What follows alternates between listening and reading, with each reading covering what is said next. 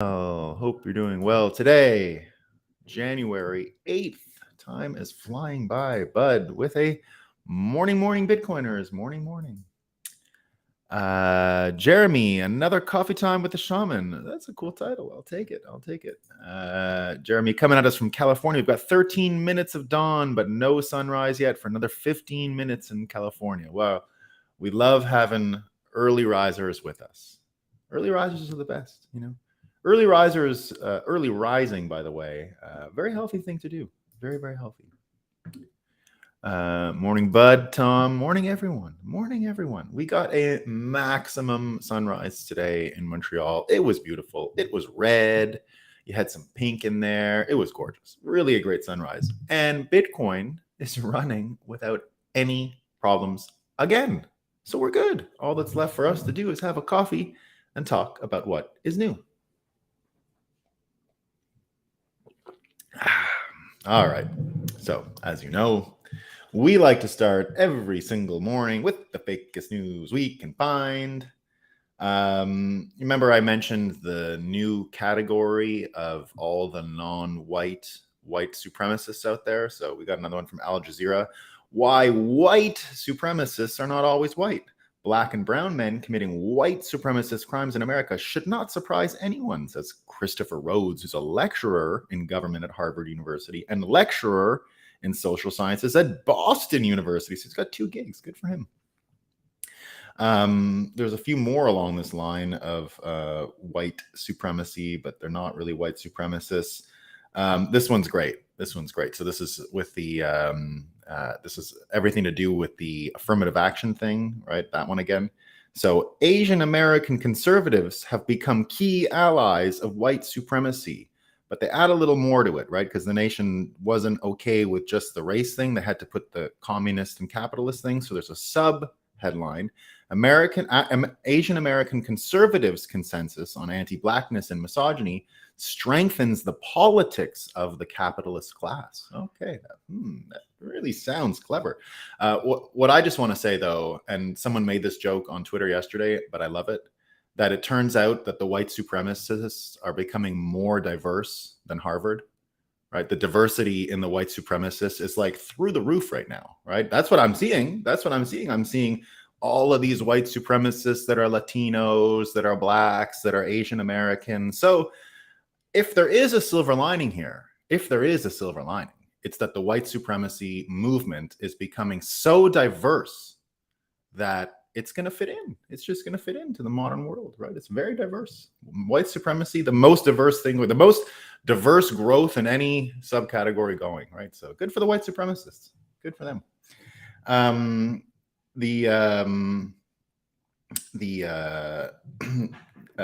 Sound of Freedom story continues to get a lot of amazing feedback, right? So it's a new subgenre again, right? We love the subgenres of fake news. So this one's pretty good. Sound of Freedom is a superhero movie for dads with brain worms. The QAnon-tinged thriller about child trafficking is designed to appeal to the conscience of a conspiracy-addled boomer. Okay, that's cool. So it's all about brain worms now. If you watch that movie, there's a couple more. It's not just that, right? This one's pretty good. Sound of Freedom, the low-budget film about child sex trafficking, almost topped the box office on July 4th, but its star, Jim Caviezel, has been linked to the QAnon movement. Sound of Freedom is a box office hit whose star embraces QAnon. And then, of course, the old Guardian headline, right? The QAnon adjacent thriller seducing America, right? So that's another one. Now we've got 2 more really excellent examples here. And they both now have to do with the Threads thing and the government censorship headline that came the other day. So the one on the government censorship, on July 4th, a court, it was in Missouri. I said Louisiana, but as I mentioned during the live show that day, there was a lot of sort of conflicting statements about which federal court and which state. So it turns out it was Missouri. So the U.S. government has filed an emergency stay request to keep censoring Americans on social media, right? They didn't like that judgment. So a couple of days later, they get the the stay up and running. And finally, this one's pretty good, right?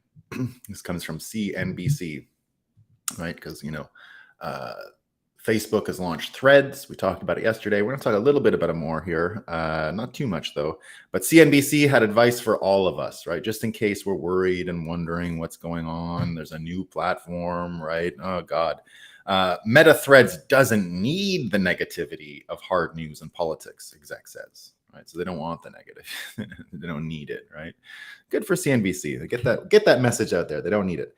Now we know, people saying it doesn't need politics, and it looks like they're making a real effort to not have politics, right? So there's a screenshot that's been floating around Twitter with Donald Trump Jr. So anyone who tries to follow Donald Trump Jr., a warning comes up. Are you sure you want to follow Donald Trump Jr.? DC Drano is another one. Are you sure you want to follow DC Drano? And then it comes to a little warning below the thing before you follow them, right? So you can't just follow them. You get the warning. It's a pop-up screen. So are you sure? And then it says, this account has repeatedly posted false information that was reviewed by independent fact checkers or went against our community guidelines. So then you have to reiterate. You got to hit follow again, right? So ALX says, if you launch a so-called Twitter killer that censors people the second they join the app, it's not really a Twitter killer, right? So lots of people talking about whether or not this thing is going to have legs, whether it's going to be relevant at all, whether or not you're going to see people, actually use it. I made the prediction yesterday. No, it's pretty boring stuff. You've had their executive come in. But I want to read this one note here because this comes from the crypto people, right? The crypto people. And it's very funny, right? It's very, very funny. Let me just see if I actually even copied that one. I think I did. Because the crypto people have embarrassed themselves again. This is great, though. Let me find it. I did not bring it over, but I have it right here. It's the only one out of place. Today. All right. And this is great. So some executive there, let me find his name. One of the guys running this thing. And so let me find it. Yeah, here it is. His name is Mosseri, right? Mosseri. So he says, we're committed to building support for ActivityPub, the protocol behind Mastodon, into this app. We weren't able to finish it for launch, given a number of complications that come along with a decentralized network. Decentralized. This is not the crypto part yet. I'm going to get to the crypto part, right? This is a Threads executive. If you're wondering why this matters, here's a reason. You may one day end up leaving Threads, or hopefully not end up deplatformed. If that ever happens, you should be able to take your audience with you to another server. Being open can make that happen. So what exactly is going on, right? Well, it turns out that once you sign up for Threads, if you want to delete your account, you have to delete your Instagram account too. So you're already stuck. So whatever he's saying about data portability, of course, it's a jack off. He's not doing it, right? It's a scam. But here's what the stupid crypto people say, right? So the dumb crypto people say, oh, look, he's getting into Web3 data portability. Oh my God, he's going to do the Mastodon Web3 portability stuff. Wow, great, right? They're all excited that this is happening, right? The stupid Web3 crypto people are sitting there saying, oh, great, Facebook Threads. You can't talk about politics, none of that, but they're going to have Web3 portability. But wait a minute, what's this? Hold on here, right? He also made another hire yesterday, Zuck, right? Wasn't enough. Right? Data portability. What about this?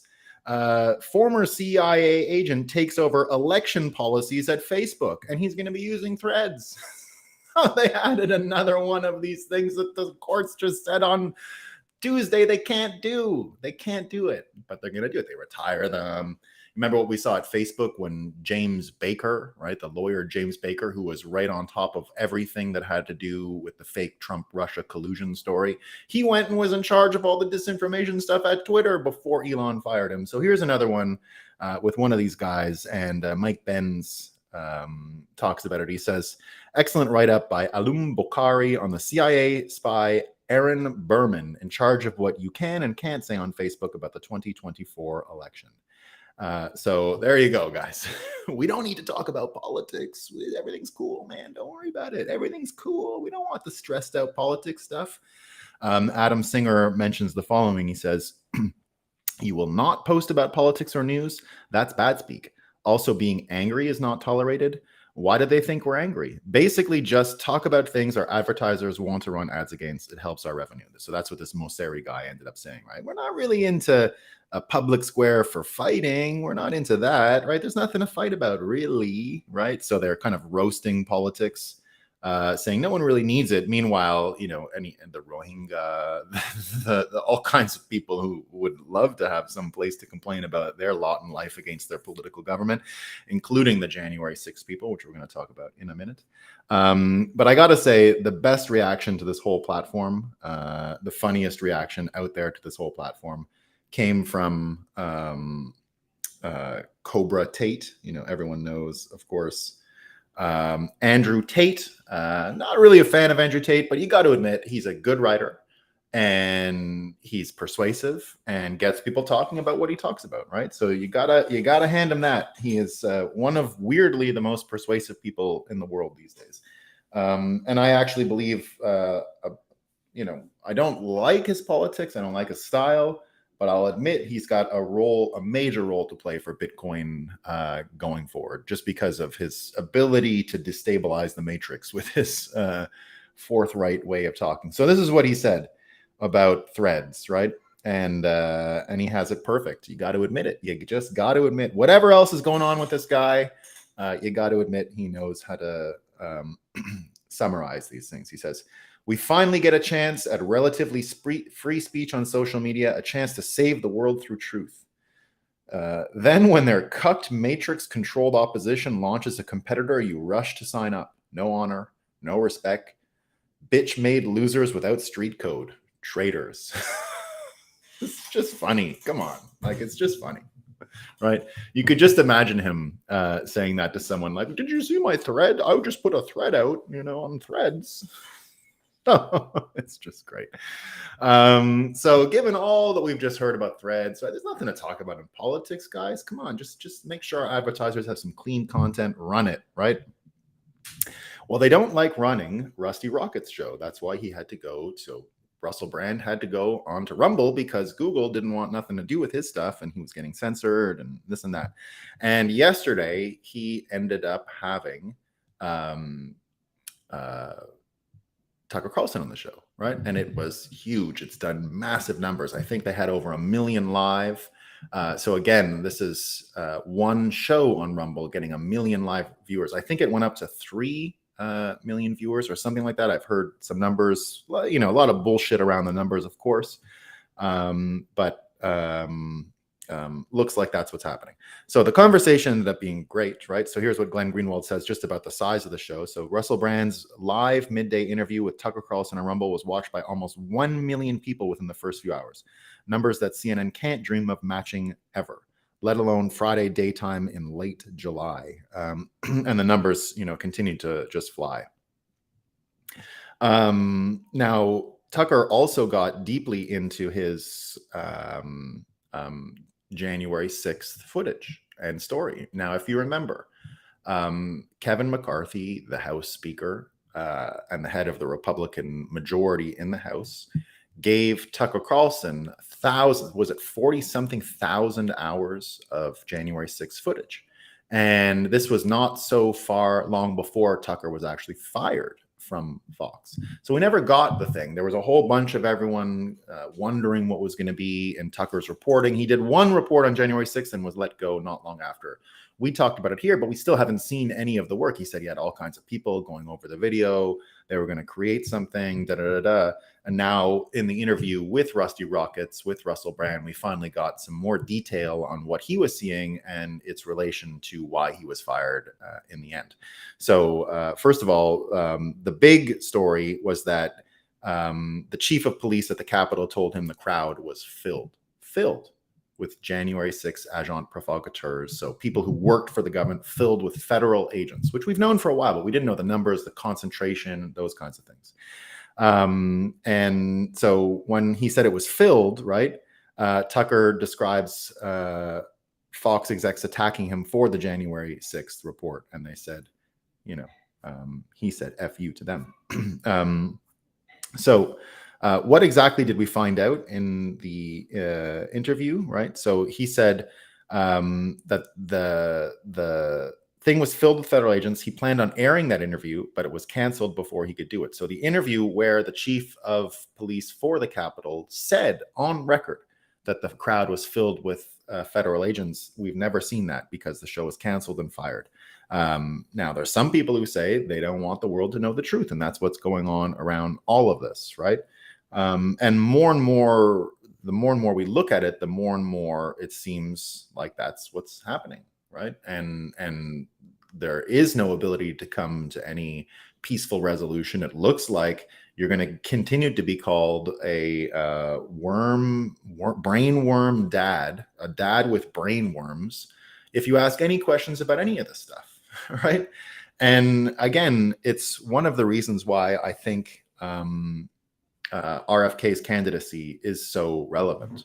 Someone asked Eric Weinstein what they thought about the RFK candidacy. And again, remember what we said here from the very beginning about the RFK candidacy, that it seemed to gather all of the threads from JFK, from the 1960s, from the Uniparty, from the Industrial War Machine, from the Bank Secrecy Act, from the basically every way America has gone wrong since his uncle was assassinated. He gathers all of those threads within his candidacy and allows you to sort of deal with the whole entirety of the last 60 years of American history. And Eric Weinstein summarized it, and he says, so someone asked him, Eric, what do you think about Robert F. Kennedy Jr.? Now, I had a bit of an inside scoop on this, because if you look in one of those pictures from Bitcoin 2023 in Miami, where I was with RFK, if you look in the background, you'll see Eric Weinstein in one of the pictures. He photobombed us. So I already had a sense of Eric Weinstein's understanding of RFK.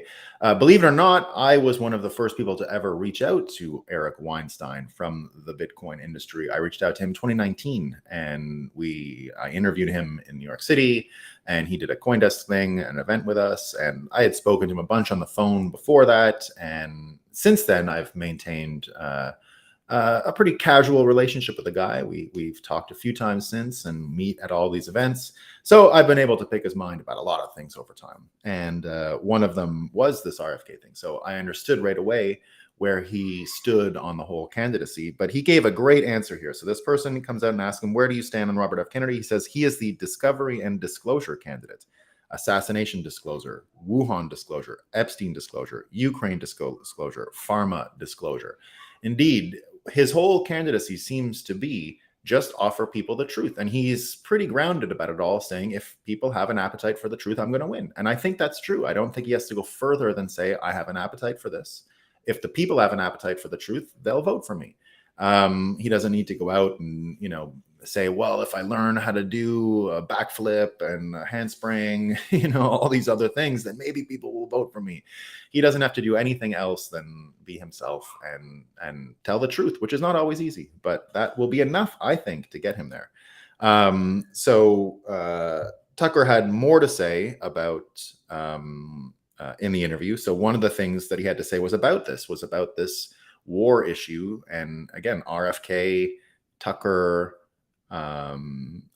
Trump, pretty much the only people publicly, David Sachs, but he's just a volunteer internet dad, right?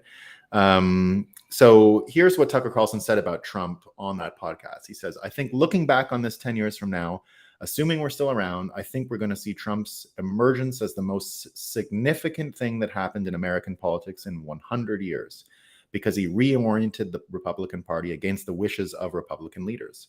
I'm struck by his foreign policy views. Trump is the only person with stature in the Republican Party really who is saying, wait a second here. Why are we sending an endless war in Ukraine? leaving aside whether Trump is going to get the nomination or get elected president or would be a good president, I can't even assess that. All that I know at this point is that I'm so grateful he has that position. He's right, and everyone in Washington is wrong. Everyone. And Trump is right on that question, and it's a big question. The war is reshaping the world. It's reshaping the economy of the world. It's reshaping populations. Europe will never be the same after this war. Now, everything he said about Trump there, I totally agree with. That's why I loved Trump from the start. And that's why I've always said people who love Trump and those who don't understand where the love for Trump comes from don't know what it was like to try to effect change within the Republican Party itself. I've mentioned many times that I'll always love Donald Trump, always, because of what he did to the Republican Party in changing it. I see the same capacity for Kennedy to change the Democrats as much as Trump changed the Republicans.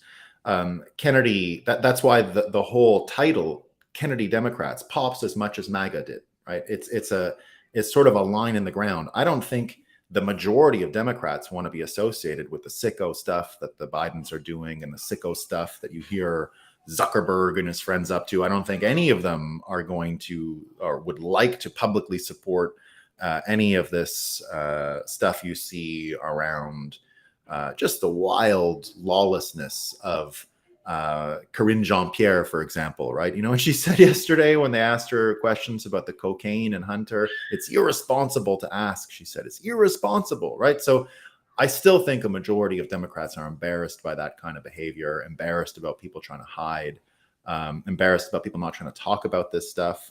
And in the same way, exactly as Tucker is mentioning here, just one second.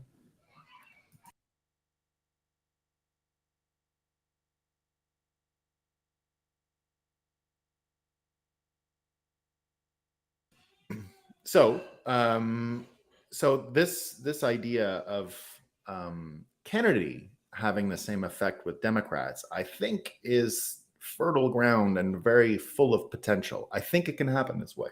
I think Kennedy can be such a tonic for the sickness that a lot of Democrats have, especially around things like January 6th, right? You know, this whole idea of January 6th as exactly as they said, you know, when they were talking about the QAnon thriller brainworms, January 6th has been that for a long time, right? To imagine that they're still selling the story, especially if you contrast it with what happened in Russia a couple of weeks ago, right? That was an insurrection. Now they call that a protest, right? That was a protest with the Wagner and Prigozhin and all these things. But contrast it with what we saw in January 6th, no weapons, right? They're still selling the story that the magic lectern and the magic room occupied by the magical buffalo horn guy would cause the greatest military in the world to abdicate and just say, like, it's capture the flag. You got it. It's over. You got it. It's capture the flag. You captured the flag. You get the nuke codes, buffalo head guy. You know, I saw someone on Twitter make that joke when they were selling the insurrection in Russia with the Wagner thing right in the middle of it. He goes, this is not an insurrection. Where's the buffalo hat guy? Come on. You can't have an insurrection without buffalo hat guy. They don't exist. It's not a real thing, right? You know, you have that whole conversation there. Now, you can see a bunch of other conversations around that war disclosure piece and this, you know, trying to get towards a peaceful resolution to what's going on there. You know, when we look at threads, we don't want to talk about politics. Well, there's politics whether you like it or not. Remember what we talk about Bitcoin, you don't necessarily get a choice, right? War comes to you. Bitcoin comes to you. Economic change comes to you. It's not always a question of choosing when it comes. And war is very similar, right? Well, in fact, it's the war that comes to you that you don't get to choose. Bitcoin is similar to war in that sense. And you know, when you think about and want to even talk about what's happening right now with the NATO meeting next week, right? So NATO is going to meet. They're going to try and bring Ukraine into the fold. Lindsey Graham saying, I will be working with Republicans and Democrats in the Senate to pass a resolution urging the admission of Ukraine into NATO. Rand Paul saying, absolutely not. This is exactly wrong as usual and could very well lead us into war with Russia, something no one would want. You're talking now about the cluster bomb issue, right? So America shipping cluster bombs over to Ukraine. Some people saying that's basically too close to getting involved in the war. This would be a war crime. So you can't just go and do it, right? And now I guess we're just not going to have a conversation about it. That's sort of what is going on. David Sachs talking about the rules-based international order. Remember what everyone said?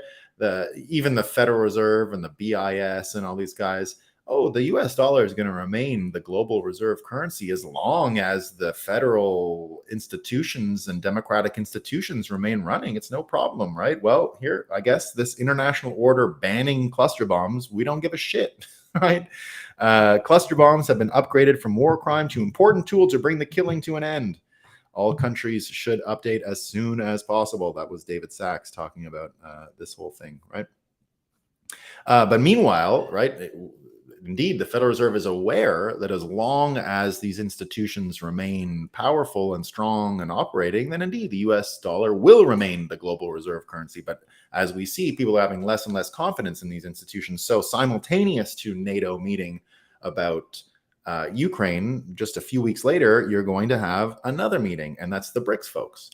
And now the BRICS folks have confirmed, right? Russia confirmed yesterday they are launching a BRICS currency, and it will be backed by gold. So they're going to be meeting in August, just before the Federal Reserve meeting at the end of August in Jackson Hole.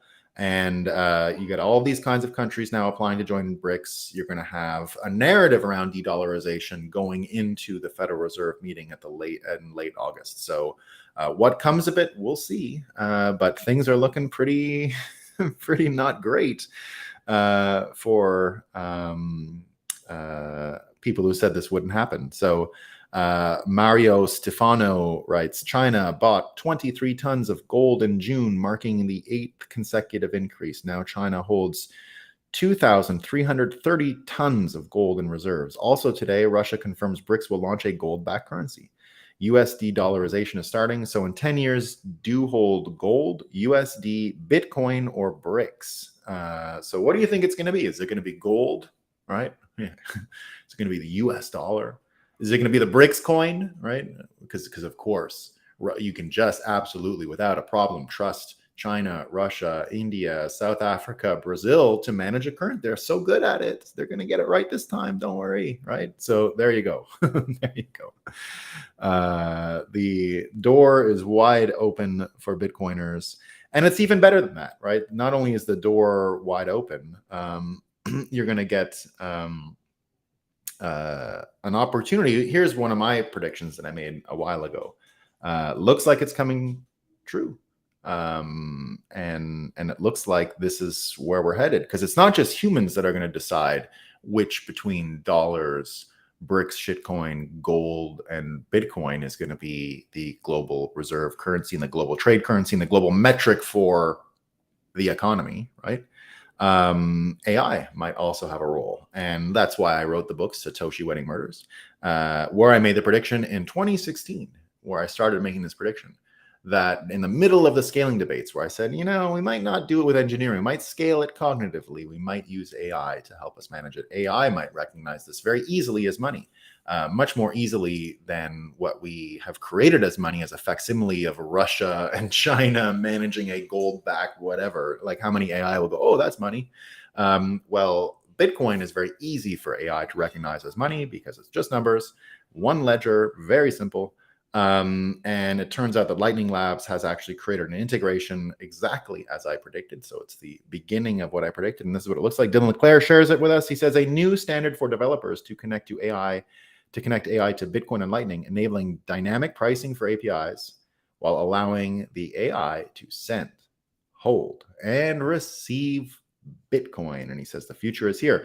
And that's exactly what my prediction was, that AI would help you be the Bitcoin wallet, and help you manage your Bitcoin, and would be, in fact, your wallet. You would literally talk to it as if it's a friend and say, hey, I need some things, send message, send money, send this, send that.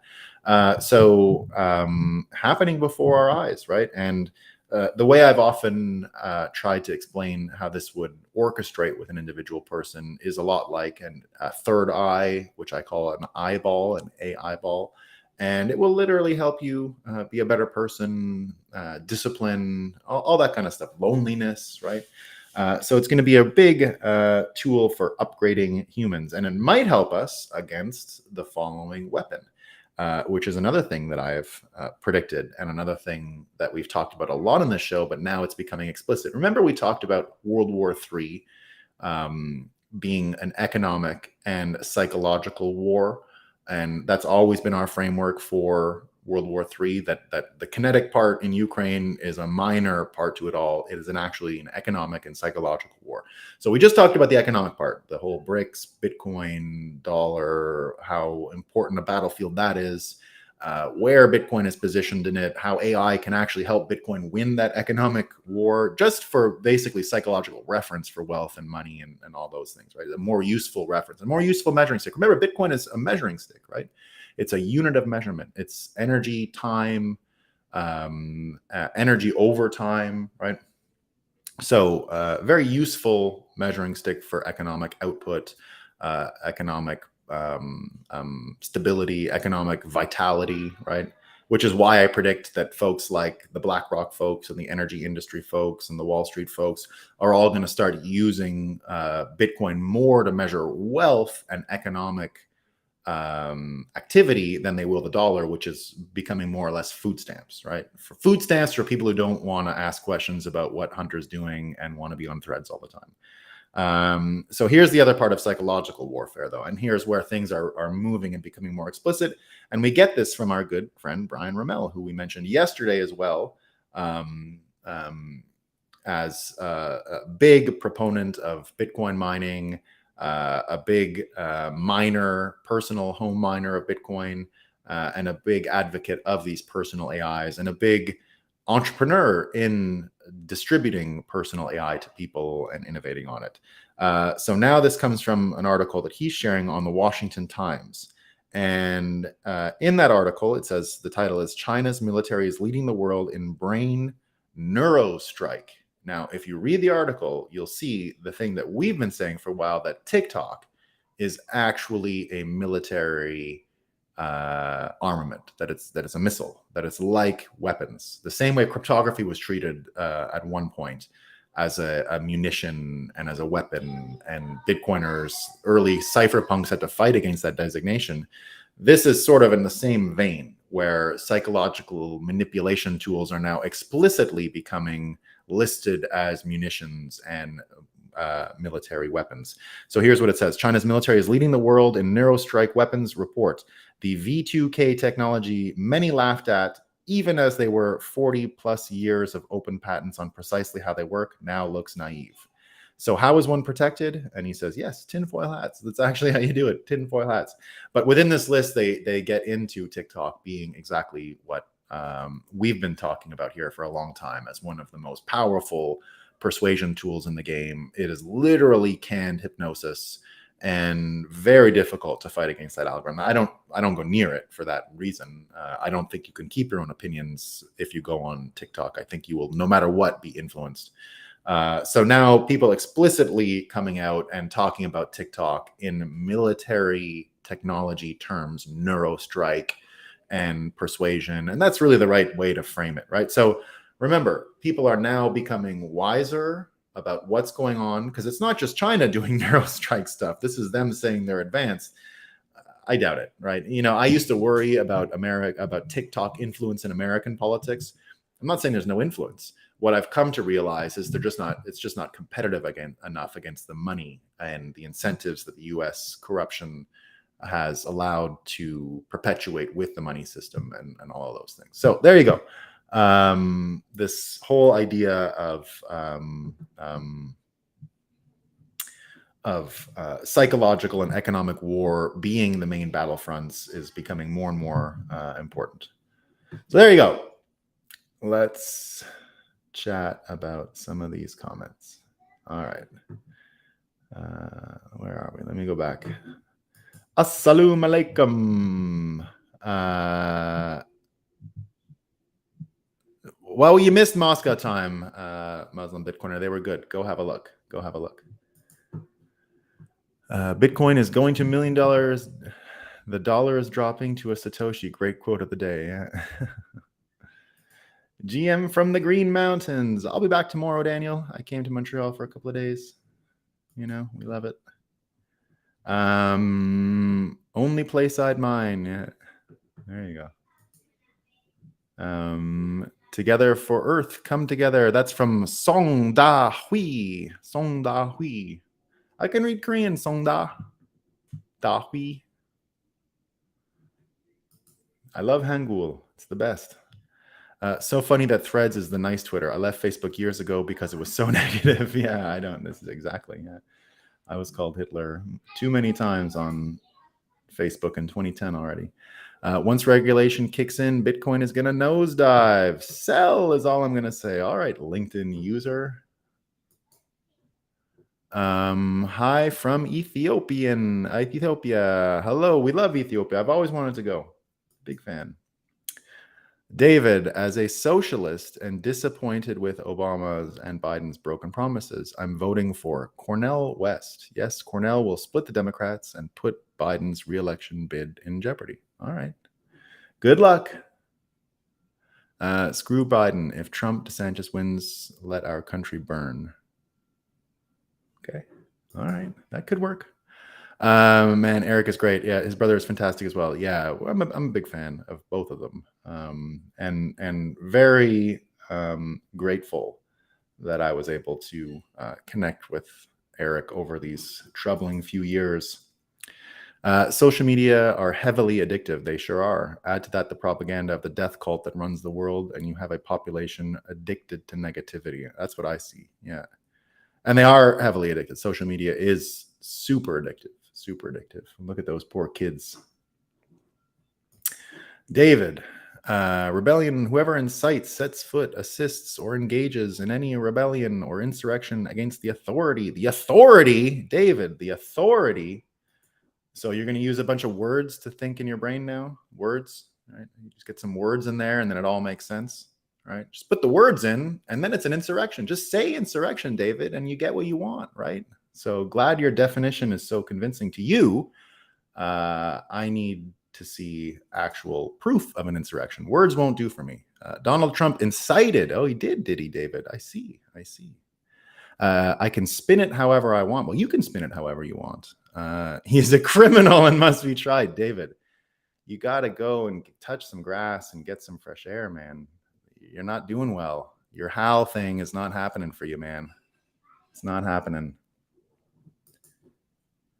Age of Bitcoin, best ever will be. Absolutely.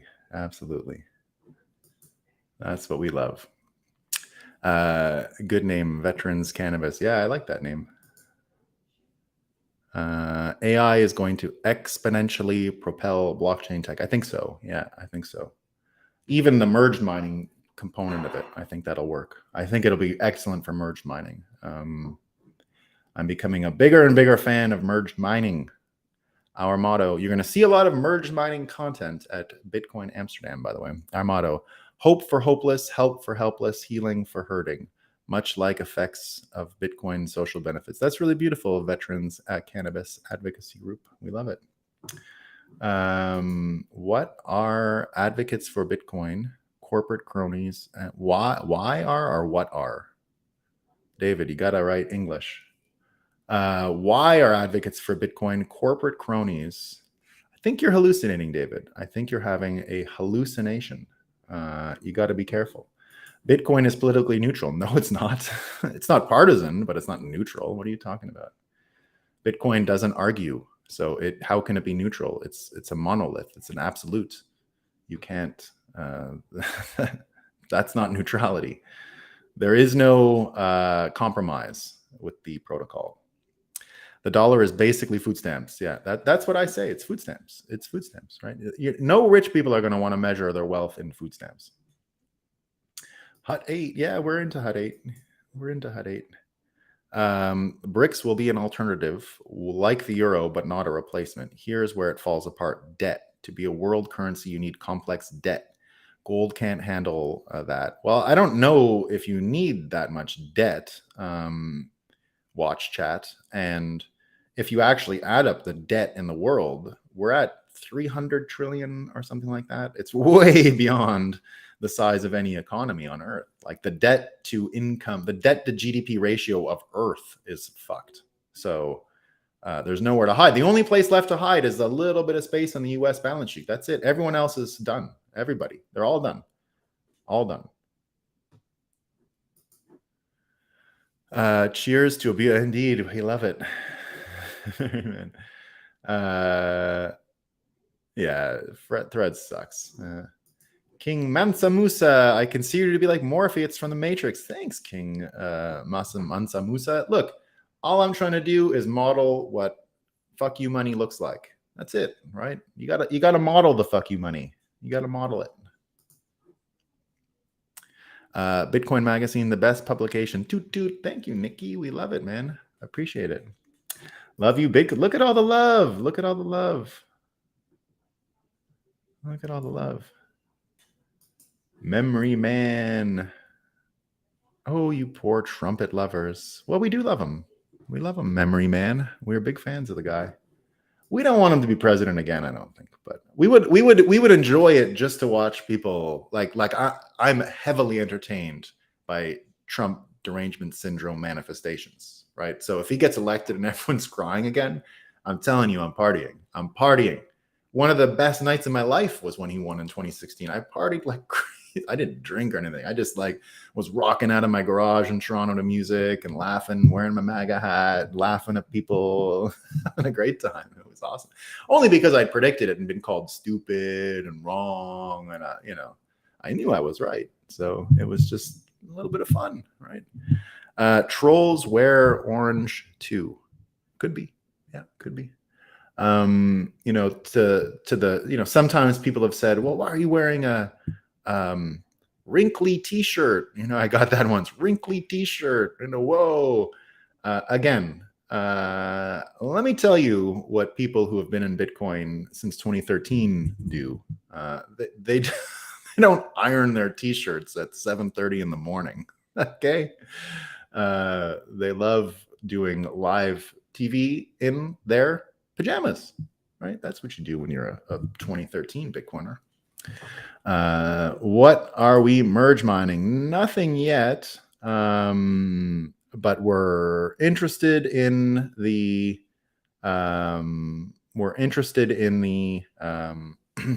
applications of it. That story the other day of the hot tub in Brooklyn, which is merge mining, more or less, right? Like it's just a physical manifestation of merge mining. You don't have to mine anything. You're using energy for another purpose. You're merging two economic activities, one mining Bitcoin, the other heating a hot tub. But that's more or less it. So I think that is going to take off, right? This idea of doing that.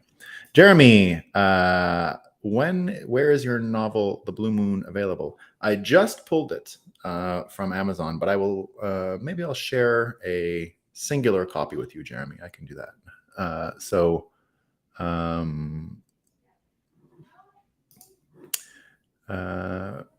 Can you explain more about Bitcoin not being politically neutral? Yeah, well, is not having debt-based economy politically neutral? No, it's not. Like it is different, so it can't be neutral, right? It is something, and it is not slime. It is not. It's hard money. It's not goopy money, right? So because it's hard money, you have to adapt.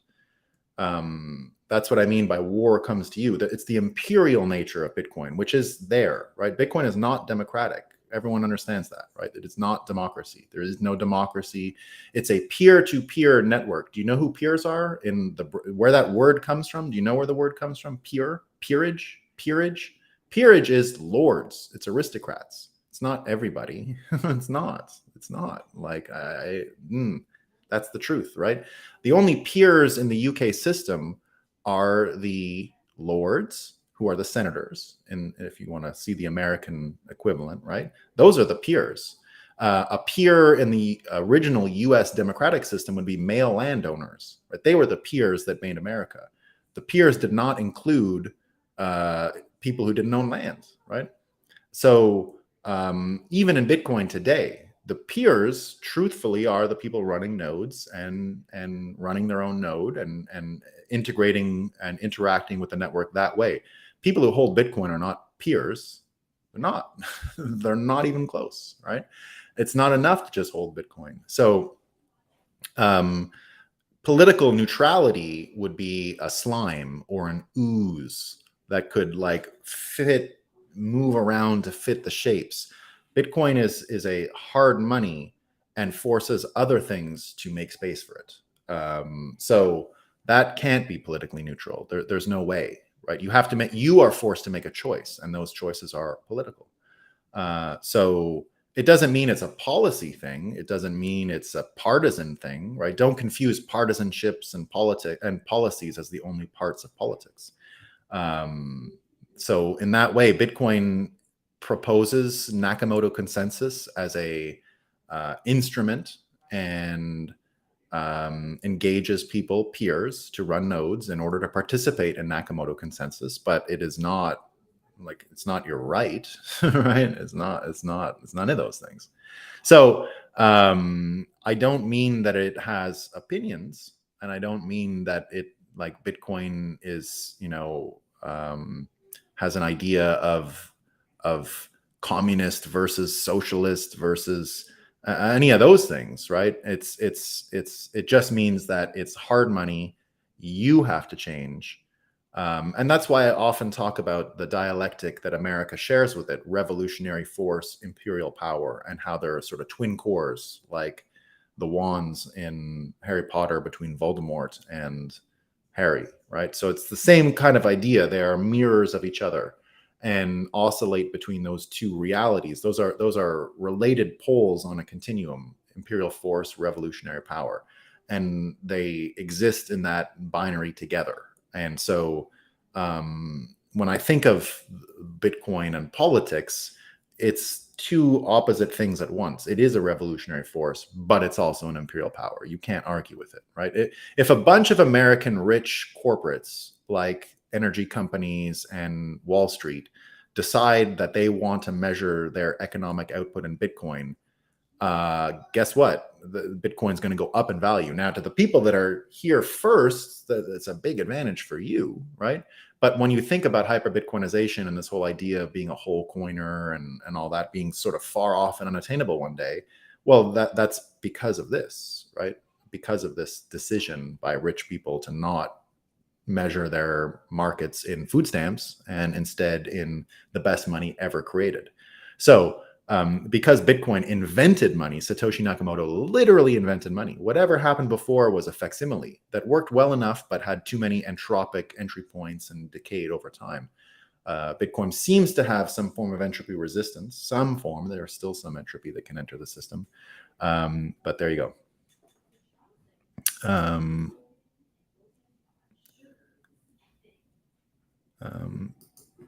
Well, I'll answer this. Will the other crypto take away from the importance of Bitcoin? No, I don't think so, King Mansa Musa.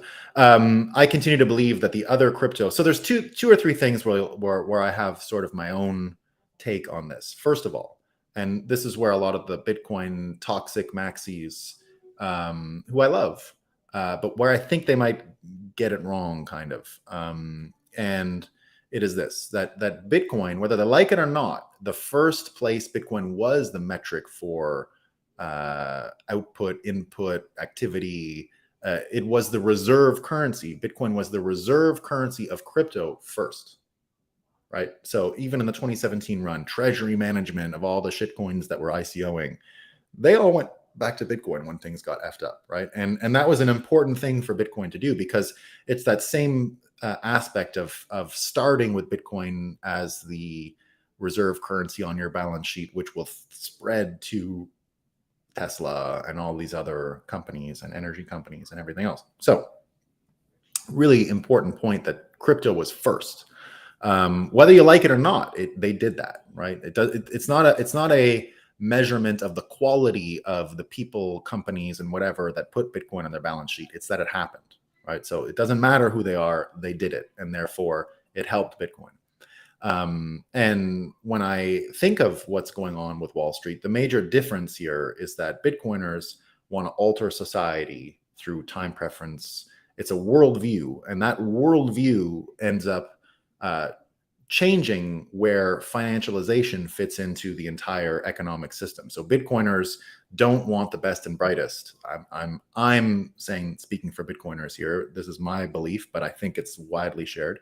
Bitcoiners don't want to see the best and brightest continue to be financial engineers, which they have been in this era, because money was defined by debt. Therefore, the financial engineering of this sophisticated instrument required and invited all of these people, the best and brightest, to go work in that field. So the crypto people see that continuing, right? It's not so much that the best and brightest are in Wall Street or not. It's that now their only thing that they need to know, and the thing that they were lacking, is computer science engineering, right? So it's like more complication to be on Wall Street. Whereas Bitcoiners are saying, well, we want the best and brightest to go back to making chairs again. So I think the worldview of Bitcoiners is going to last. I think that's the track we're on, right? That the best and brightest are not going to be in Wall Street anymore, not going to be in financialization, or financial engineering. So the other side of it, the crypto folks, continue to be, I think, one of the better on-ramps for people that think financialization and financial engineering is here to stay and will be around forever and is a self-perpetuating system. Those people learn about Bitcoin through the failures of that system and understanding what's wrong with it. So the best orange pill out there is losing money in crypto on Wall Street, understanding the corruption of Wall Street, understanding the corruption of money, becoming financially literate, and then moving to Bitcoin. So I don't see many people who are living without cognitive dissonance who haven't made that transition. People who haven't, the people who made a bunch of money on crypto, I get why they don't go over, right? So there you go. You think Vitalik sold ETH for USD? Of course not. No, I don't think so. No, I don't think so. Yeah. I don't think so. All right, hold on. I'll get to some of these, and then we gotta go. Oh, look, 3 years later, we still have Trump living rent-free in their heads. They can't tout how good their candidates are, so they're just, but Trump. Yeah. Again, look, I'm all for this time around. I'm predicting, and I am for RFK. I'll take Trump.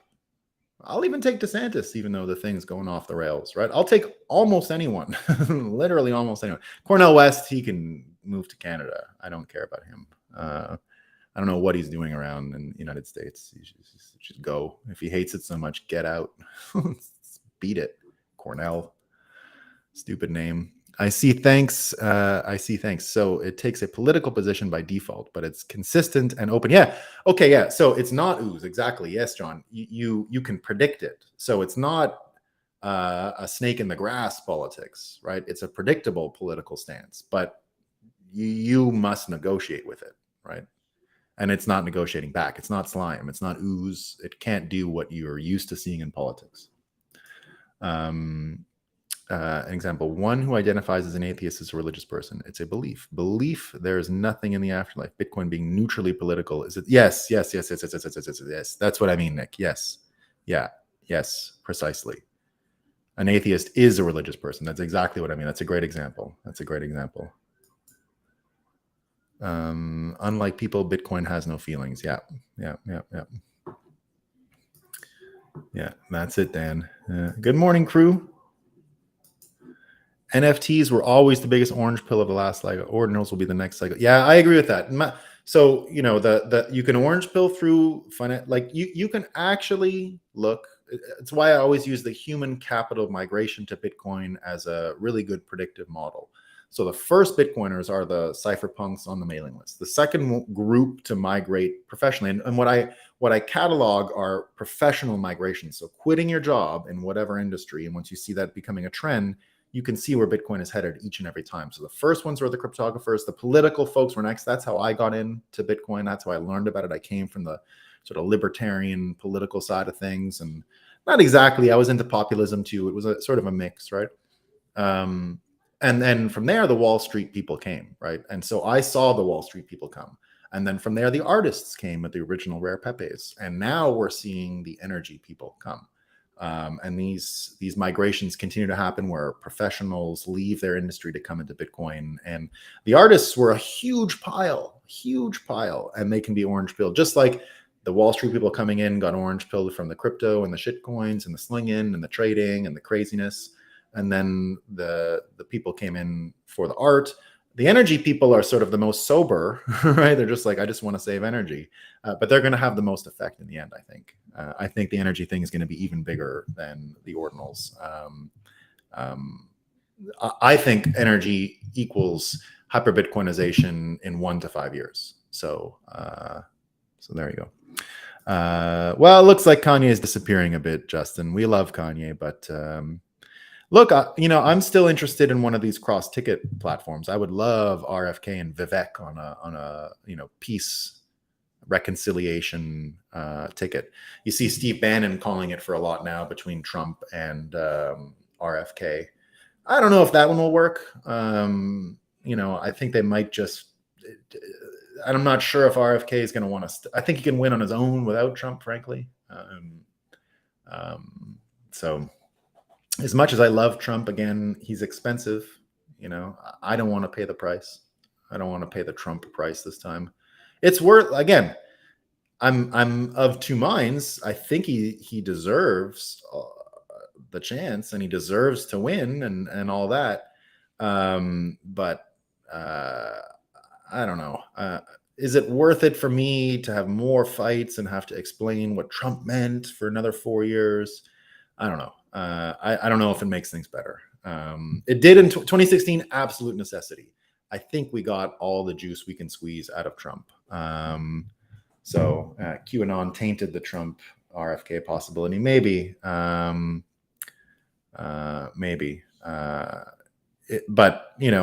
what RFK is selling is the truth, and it's very attractive. And I'm not saying Trump isn't selling that. Trump's also selling like a bit of dunk on liberals and a bit of like stick their nose in it, which I would love. It's funny, right? I'd be there for the jokes and the lulls, but let's just for a second not be accelerationists for the lulls and say we can actually put World War III to bed. We can put it to bed with an RFK win. I think you can with Trump too, but it's a shields up situation with Trump, right? I think RFK can massage more brains than Trump can. So there you go. But we love Trump. We'll always love him. We hope the best for him, right? And indeed, yeah, he is a better candidate for president this time. He is. Yeah, he's learned. Again, there's no way I would ever be upset if Donald Trump won the presidency.